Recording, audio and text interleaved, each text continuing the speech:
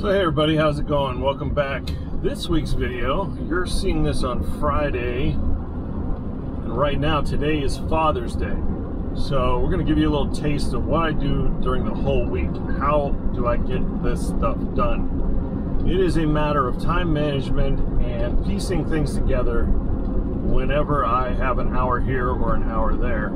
As I've said in other videos, my daughter Kaylin has autism and she has therapy during the week. Now she's not in school anymore, but the therapists come and that gives me some time. Actually helps for me to get away from her because Kaylin likes to cling to me, which I don't mind, but the therapist would rather not have me in the room. So I go and do stuff.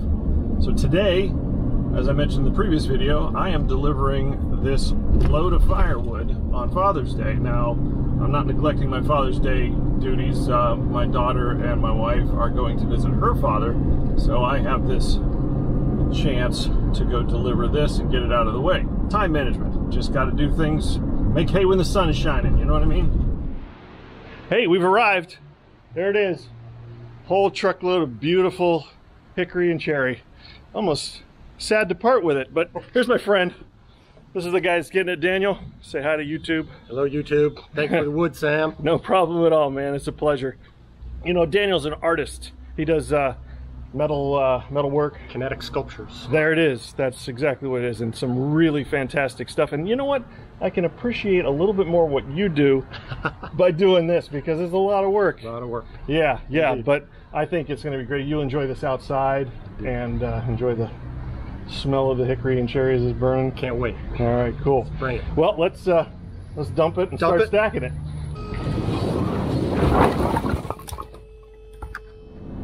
All right, he's got his firewood. I made my first sale, and it was great to see a friend after such a long time. That's the best part about it. Sitting and talking for an hour or so after we dumped the wood. Next part of this video is going to be Tuesday, and I'm going to get started on that paver project that I talked about earlier. So let's flip this screen and I'll see you on Tuesday. Hey everybody, welcome back. It's not Tuesday, I lied to you. It's Monday, and in between the raindrops I was able to get something done. So I have laid out where the fire pit is going to be. I have measured out a 16 by 16 area marked with this string, and then painted 1 foot out from that, because you want to, whatever base material you're using, you want to extend it about the same amount out as you're going down. And I'm making this 9 inches deep, 16 by 16, and it's square with the fence, which I wanted, and it is about 16 feet away from where the original fire pit was. Now we wanted to move it out that way because we're eventually going to expand our deck, and we wanted the fire pit to be farther away from where we're going to expand the deck. Now another thing that's very important is call before you dig. This is where our cable TV line goes through here, and it's going to go just past where the corner of the pit is. Now it's not super critical. I guess the cable TV is about a foot buried, but I don't trust that at all. And if we ever needed to move the cable TV, actually it would really suck. We'd have to pull out the paver patio. So we're not building the paver patio on top of our cable TV line. So anyway, we'll move it over there. Now the next step is going to be to remove all of this and dig it out.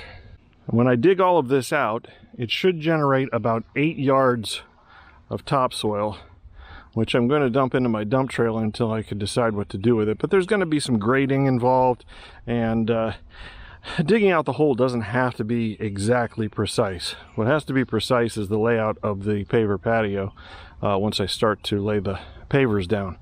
But it does have to be level, and we will put in a layer of 2A limestone as a base, probably about 4 to 6 inches of it, and then about 1 inch of sand, and then the pavers on top of that.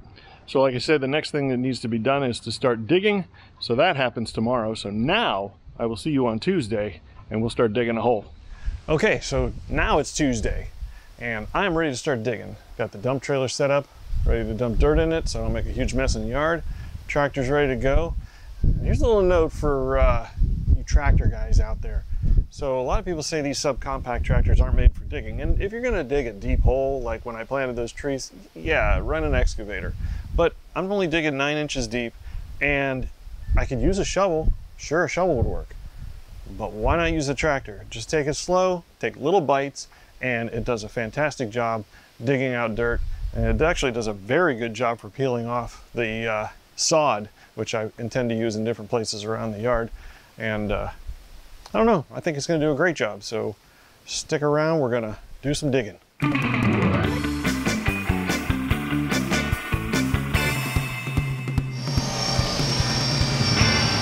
So you just have to understand here that this is, I'm just moving a stick.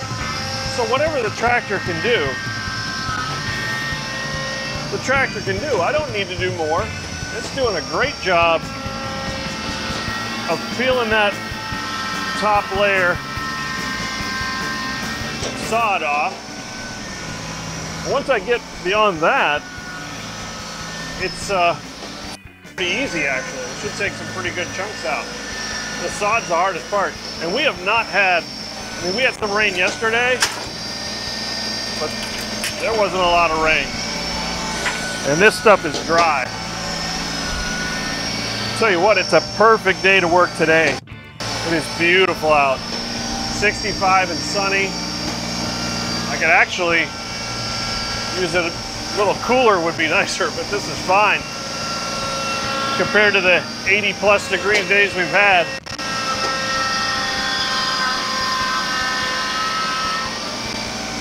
Just peel it off, one scoop at a time. I mean, can you imagine lifting all that out with a shovel? That would, I mean, I'd already be tired.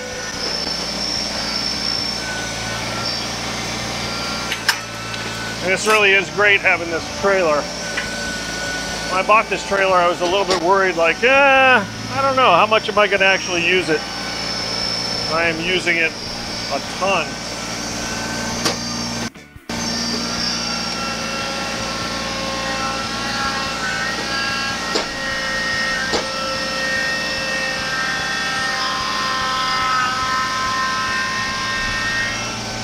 All right, I'm almost at the edge there. Markings. So I don't think I'm going to go all the way to the end in this direction.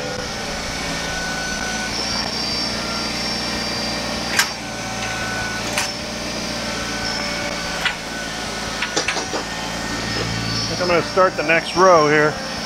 Got to watch out, the existing fire pit is still there. I want to run into it.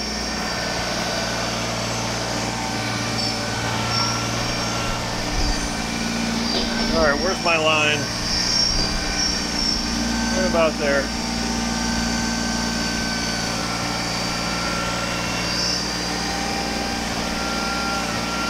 So you just get the blade of it down like that, wiggle it a little bit, cuts through the sod, get it to cut a little more, then you flatten it out. Gets your front wheels down. You can kind of feel where it's cutting. Once you get your front wheels down, it'll start to creep forward because you got the four-wheel drive.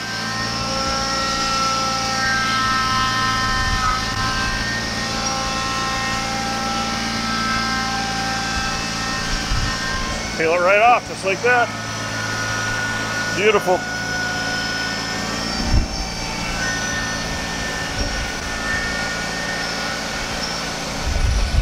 Trailer's already getting full. I mean, I got to go around to the other side. Start dumping it if I want to fill the trailer.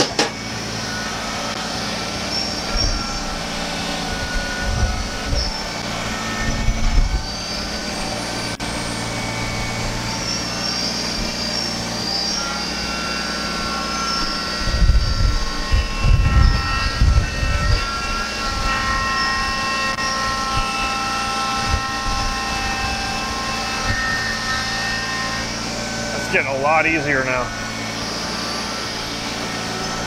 This isn't going to take much time at all to dig this hole.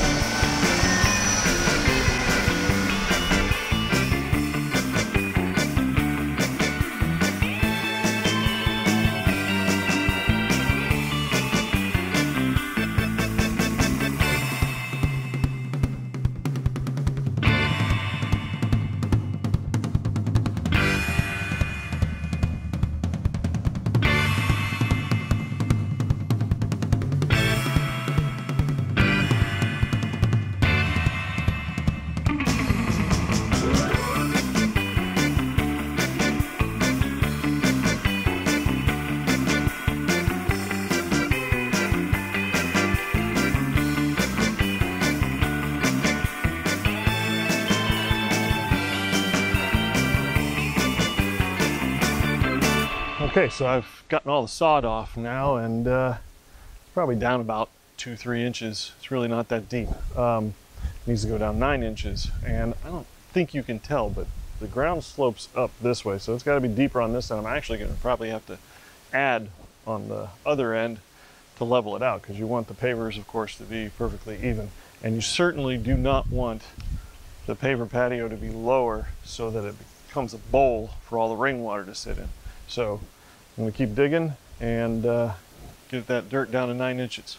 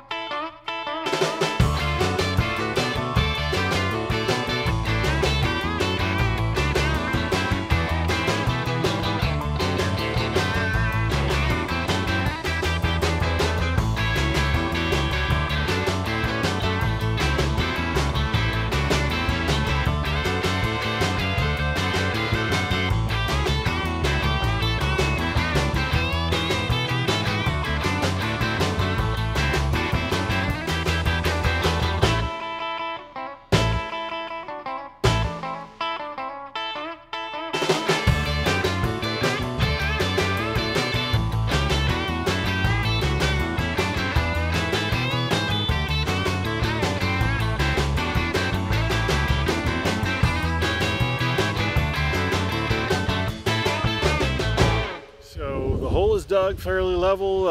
It's ready for some base, and for base we're going to use this, some people call it 2A limestone, 617, whatever you want. It's a very fine particle material, and when this stuff gets wet and when you tamp it down, it's like concrete. I mean, it's solid. So that's going to be a really good solid level base, and then you put sand, and then you put pavers. So got to dump this and spread it. I'm going to do that on Thursday. So I'll see you then.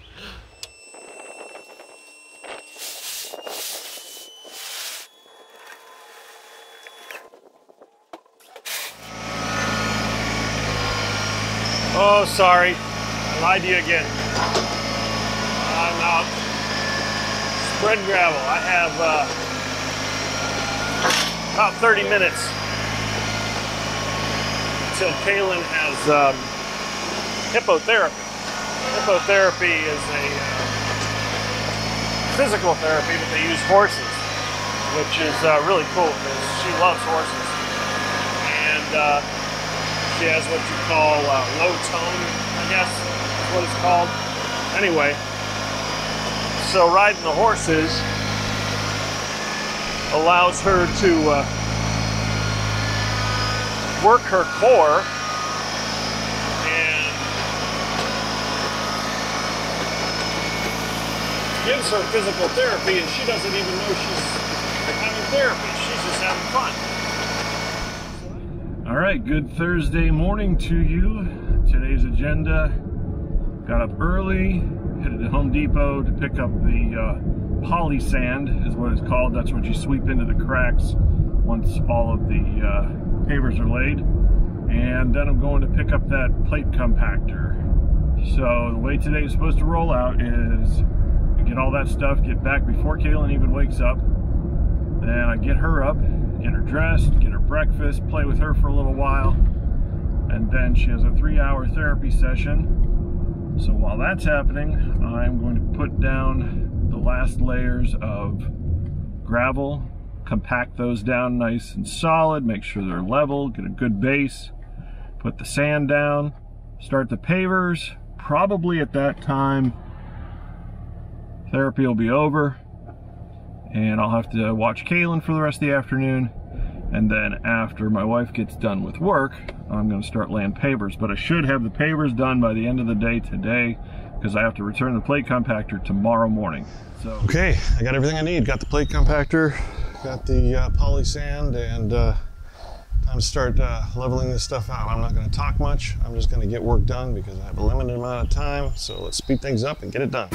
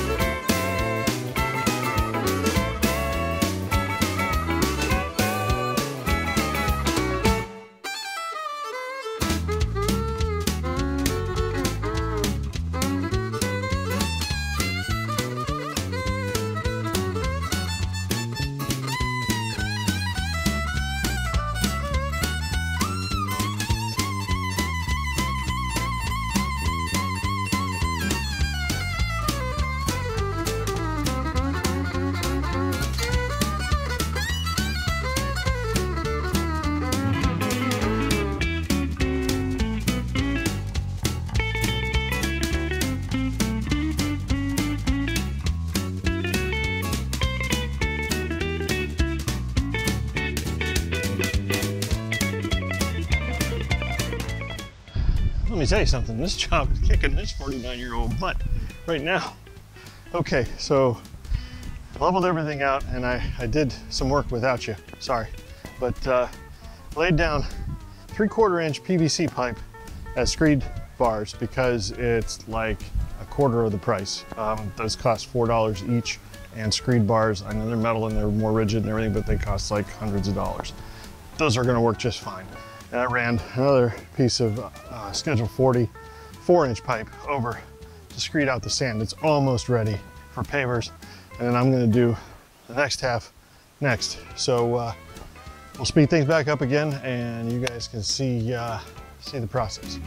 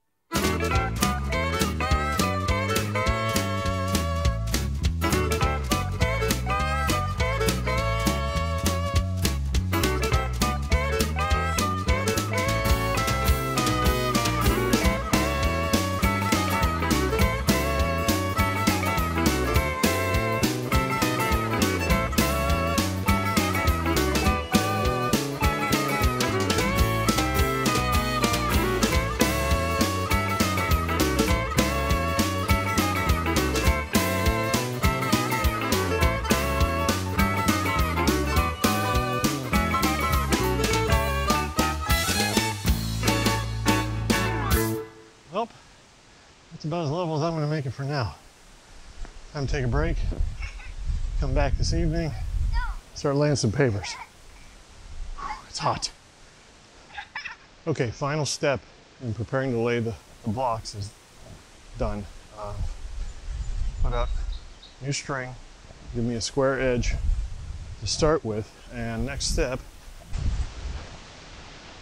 is spiking this edge in place. This will go right up against where the pavers start and keep them straight and hold them in place. And that, of course, will go directly in line with the line that I just laid out.